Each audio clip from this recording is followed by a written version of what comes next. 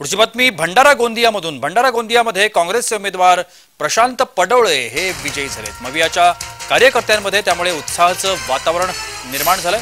प्रशांत पडोळे यांनी विजयश्री खेचून आणली। मवियाच्या कार्यकर्त्यांमध्ये उत्साहाचं वातावरण भंडारा गोंदियामध्ये पाहायला मिळतंय। भंडारा गोंदियामध्ये काँग्रेस उमेदवार प्रशांत पडोळे हे विजयी झाले।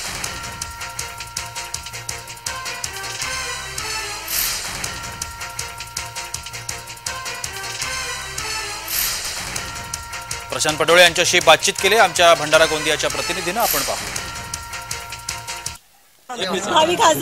गेल्या 25 वर्षांनंतर पहिल्यांदाच काँग्रेसचा उमेदवार भंडारा गोंदिया लोकसभेमध्ये निवडून आलेला आहे आणि आज आपल्यासोबत काँग्रेसचे विजयी उमेदवार प्रशांत भाऊ पडोळे आहेत। आपण त्यांच्याशी जाणून भाऊ काय सांगाल, पहिल्यांदाच आणि नौके उमेदवार म्हणून आपण या ठिकाणी विरोधकांनी आपल्यावर आक्षेप केला होता आणि आपण आज विजय नोंदविलाय, काय सांगाल? हा इलेक्शन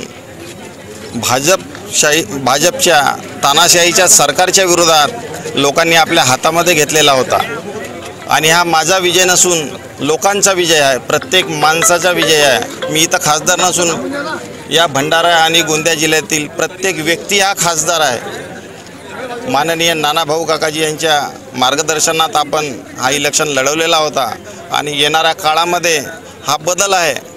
लवकरच 4 ते 6 महिन्यानंतर इलेक्शन होणार आहेत आणि त्यामध्ये आमचे काकाजी हे मुख्यमंत्री बनतीलच एवढी आपल्याला आपण पाहिलं आहे की काँग्रेसचे विजयी उमेदवार यांनी नानाभाऊ हे पुढे होणारे महाराष्ट्राचे मुख्यमंत्री होतील अशी अपेक्षा त्यांनी या ठिकाणी व्यक्त केली आहे। आणि याचबरोबर गोंदिया आणि भंडारा जिल्ह्यामध्ये पहिल्यांदाच 25 वर्षाच्या नंतर खासदार म्हणून त्यांची निवड करण्यात आली आहे। राकेश रामटेके, जय महाराष्ट्र न्यूज, गोंदिया, भंडारा।